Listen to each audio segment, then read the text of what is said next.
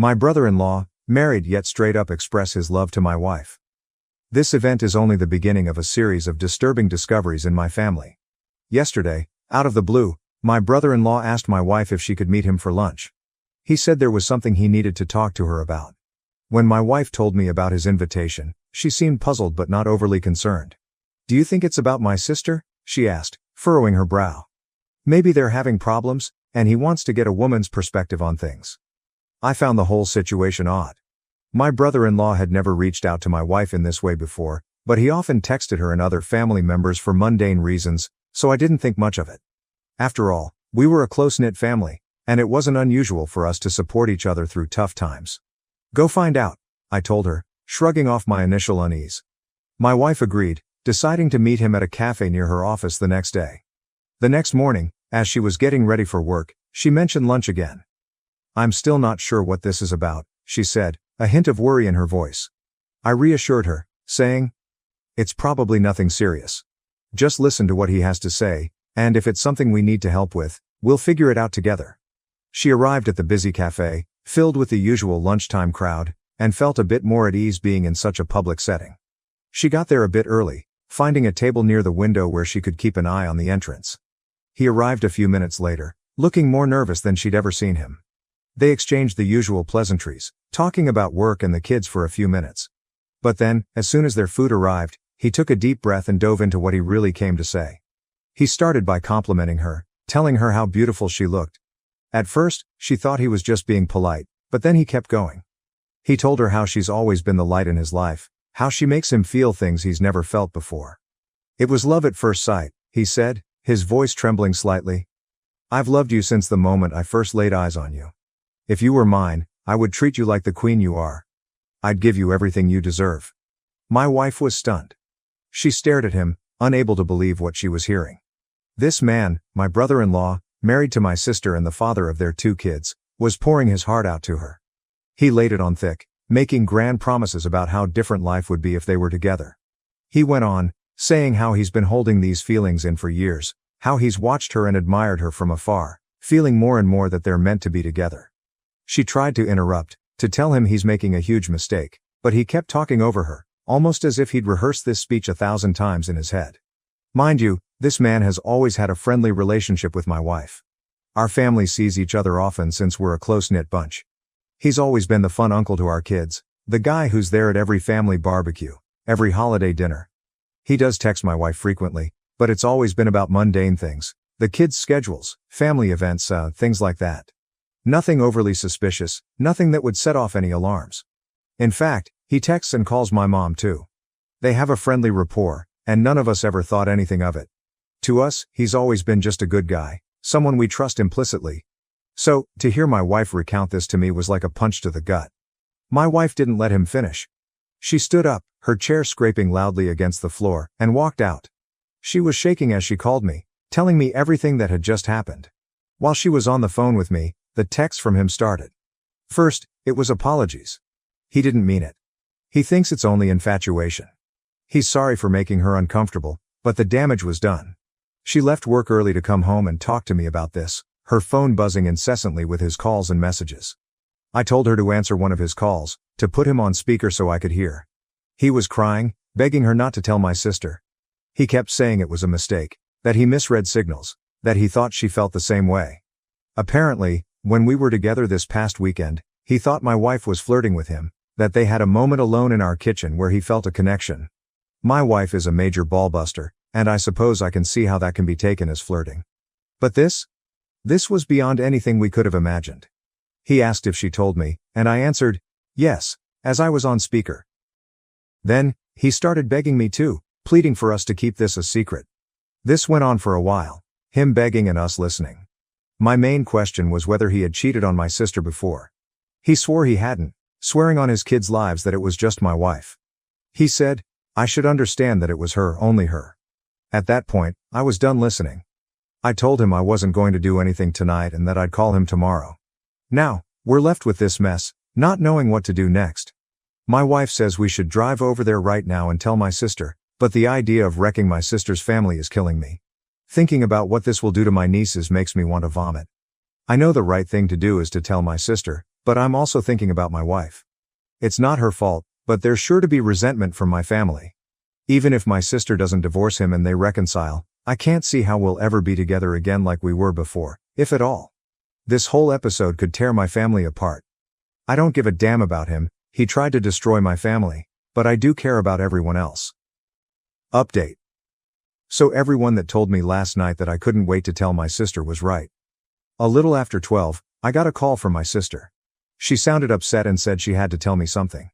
My heart sank as she explained that her husband, my brother-in-law, had come to her in tears, claiming my wife had tried to begin an affair with him. He spun a tale where my wife was the instigator, trying to shift the blame entirely onto her. I could hardly believe what I was hearing. I immediately told my sister that wasn't the case and assured her I would be right over. This situation needed to be addressed face to face, not over the phone.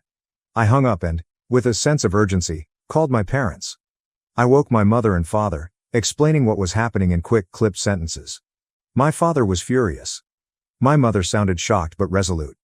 They agreed to head over to my sister's house to sit with her kids, offering the support she would desperately need right now. Next, I called my younger brother. He groggily answered, confusion turning to alarm as I filled him in. He promised to come over to our place and stay with our kids, ensuring they wouldn't be left alone during this turmoil. His calm, steady presence would be a comfort to them. Meanwhile, my wife was already gathering her things, her face pale and drawn. She was dreading the confrontation but knew it was necessary. We left the house in a hurry, the drive to my sister's place feeling longer than it actually was. The silence in the car was heavy, both of us lost in our thoughts. When we arrived, the scene was even more tense than I had imagined. My sister was out on the front porch with my brother-in-law. When we got there, he looked beaten, eyes downcast, his posture slumped in defeat. He knew we had the texts and voicemails, the undeniable proof of his betrayal. I really don't know what he was hoping to accomplish by calling my sister in the middle of the night with his lies. Maybe he thought he could get ahead of the story, twist the narrative to save himself, but it was a futile effort. As we walked up to them, the tension in the air was palpable. My wife was trembling, her face a mask of controlled anger and hurt. She handed my sister her phone without a word. My sister took it, her hands steady but her eyes burning with a mix of fury and pain. She scrolled through the texts, her expression hardening with each one she read. Then, she listened to the voicemails. The damning evidence of his declarations and her refusals. Before she could say anything, my brother-in-law started sobbing. This is a man who runs into burning buildings, who faces danger daily without flinching. Seeing him like this, broken and vulnerable, was jarring. His cries were deep and guttural, raw with regret and fear. It was a scene that was almost surreal, a big, tough firefighter brought to his knees by his own actions. My sister's face remained impassive, a mask of stern resolve. She's always been tough, but right now, she was unyielding. She waited for him to finish, her silence more powerful than any words. When he finally quieted down, still hiccuping with the remnants of his sobs, she spoke. "Pack a bag and go," she said, her voice cold and clear. "I can't stand to look at you." He tried to argue, to plead his case, but she was having none of it. "Stop it," she snapped, cutting through his words. "There's nothing you can say that will make this better." She turned away from him, walked over to my wife, and pulled her into a hug. It was a moment of solidarity between them, a small comfort in the middle of this nightmare. They've been friends since college, and the strength of their bond was evident. It was a relief to see that, despite everything, they were standing together. This left me standing with my brother-in-law. He was a wreck, his face red and swollen from crying, his shoulders slumped. He looked at me, his eyes pleading for some kind of understanding or forgiveness, but I had none to offer. He tried to speak, his voice cracking, but I cut him off. "You need to leave," I said firmly. "This is your mess. You need to deal with the consequences." He nodded, defeated, and slowly made his way inside to pack his things. My sister stayed with my wife, the two of them talking quietly, leaning on each other for support. The rest of the night was a blur of conversations and plans. We all rallied around my sister, helping her figure out what to do next, how to protect her kids from the fallout. My sister began questioning my wife, trying to understand why her husband thought any of this could possibly work out. He must have had some reason to believe she reciprocated his feelings. My sister insisted that there hadn't been any issues in their marriage. Everything had been normal. My wife was crying at this point, tears streaming down her face as she tried to make sense of the situation. "There's nothing you haven't seen," she said, her voice shaking. She handed my sister her phone again, and together they painstakingly went through every text message sent over the past 2 years. They read each one carefully, looking for any hint of inappropriate behavior, but there was nothing. My wife was just being herself. She has a playful personality, always joking around and teasing. It's part of what makes her so lovable and approachable. My brother-in-law has a similar sense of humor, and they've always teased each other in a light-hearted, harmless way. She does the same with my mom and my younger brother. It's just how she interacts with people. The only incident my wife can think of that might have been misconstrued happened this past weekend. She recounts it, trying to pinpoint where things went wrong. They were all together at our place, and she and my brother-in-law both reached for the fridge at the same time. They playfully jostled for who would get there first, laughing as they did so. He let her win, but then he reached around her waist to grab a beer, moving his hand slowly. She admits that, in that moment, the way he did it felt a little inappropriate. It was a fleeting feeling, and she brushed it off, not wanting to make a big deal out of it. She wonders now if her silence gave him some misguided hope. My sister listens, her expression softening. She doesn't blame my wife for any of this. She knows her well enough to understand that her playful nature isn't an invitation for anything more. It's not your fault, she reassures her, and my wife nods, though the guilt still lingers. As they finish reading through the messages, it's clear there was never any mutual attraction, no hidden signals, or secret flirtations. My wife was just being herself, and my brother-in-law took that and twisted it into something it wasn't. The realization that this misunderstanding has caused so much pain is almost too much to bear. But, at least for now, my sister's belief in my wife remains intact. So then, my sister starts going through his MacBook to see what else she doesn't know about. She's angry and frantic at this point, her hands shaking as she types. She guesses the password, and on the third try, she's in. With a deep breath, she starts searching through his files, looking for anything that might shed more light on this nightmare. It doesn't take long before she finds something disturbing. There, buried in a folder labeled innocuously, are a lot of pictures of my wife. They date back years, and what's more unsettling is that they're always isolated shots. Just her, never in group settings or candid family moments. My sister clicks through them, her anger turning into a cold, creeping horror. One set of photos stands out. A few years ago, we went on a couple's trip to the Caribbean. It was a rare vacation without the kids, and my wife, feeling more relaxed in the adults-only environment, had worn a bikini. She usually doesn't, preferring more modest swimwear, but this time she had felt comfortable enough to do so. There were probably 50 pictures of her in that bikini, each one taken without her knowledge. My sister's face pales as she scrolls through them. It's clear he's been secretly snapping these photos for years, collecting them obsessively. The realization that he's been harboring this fixation, lurking in the shadows of family events, sends a shiver down her spine. Does this now enter restraining order territory? She wonders aloud, her voice barely above a whisper. This has taken a creepy turn far beyond what any of us had imagined. The boundary between inappropriate and outright disturbing has been crossed. She calls us over, showing us the pictures. My wife gasps, her hand flying to her mouth in shock. She had no idea he was doing this, no inkling of his obsession. My sister, her anger now tempered by a deep sense of betrayal, starts talking about next steps, legal action, protection for her kids, and a restraining order. All possibilities that need to be considered. Now we're all reeling from this new discovery. The man we thought we knew, who we trusted as a husband, a father, and a brother-in-law, has shown a side of himself that's dark and disturbing. It's not just a matter of infatuation anymore, it's something far more insidious. Unfortunately, the mess continues. My sister agreed to talk to her husband last night and let him explain himself. She was determined to get the full story and decided to involve my wife directly to ensure there would be no lying or half-truths. They set up a FaceTime call with my wife, and I listened in off camera, my heart pounding with a mix of anger and dread. My sister, ever thorough, recorded the entire conversation for good measure. As soon as the call began, the tension was palpable. My brother-in-law looked exhausted, his eyes red-rimmed and swollen from crying. He started hesitantly, his voice shaky, but as he spoke, the truth began to pour out, and the story unfolded in a way none of us had fully anticipated. He admitted he's been obsessed with my wife for years. It started the day I met her, he confessed, his voice barely above a whisper. He went on to explain that it was during one of those early gatherings, where my sister, eager to introduce her new boyfriend to her friends, had brought him along. My wife and I were dating at the time, but he had met her before he met me. At first, he thought his feelings were purely physical, an innocent crush that he could brush aside. But as time went on and he spent more time around her, he realized it was more than that. He became fixated on her personality, her laughter, the way she interacted with everyone around her. He described moments where he found himself watching her, captivated by her presence, even as she was just being herself, playful and kind.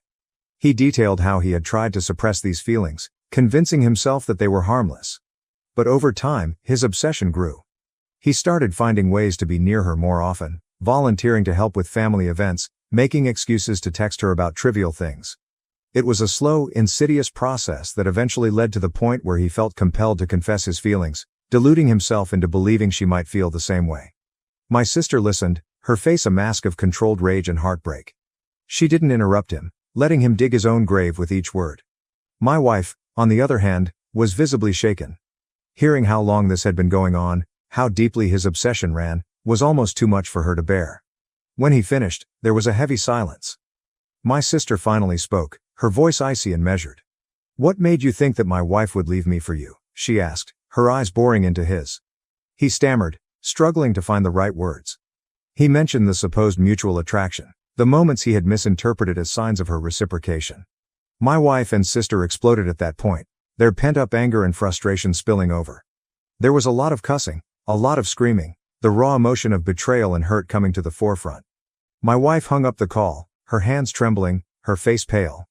She was concerned for me, for us, assuring me repeatedly that the attraction was one-sided. I believed her. I always had. Even if she did find him physically attractive at some point, I knew she would never act on it. She's serious about trust and fidelity, something she made clear early on in our relationship. This whole ordeal was a twisted fantasy of my brother-in-law's, a dangerous delusion that had nearly torn our family apart. The tension that had been building up during the call finally erupted into a storm of cussing and screaming. My wife's voice was a mix of fury and hurt, while my sister's was steely and unforgiving. The barrage of emotions was overwhelming, the air thick with betrayal and disbelief. The phone call abruptly ended when my wife, shaking and distraught, hung up. Because she was concerned for me, she turned to me, her eyes wide with fear and confusion. "It was one-sided," she assured me, her voice trembling. "I never thought it wasn't," I replied, trying to soothe her. Even if she did find him physically attractive at some point, I knew she would never act on it. She's just not that type of person.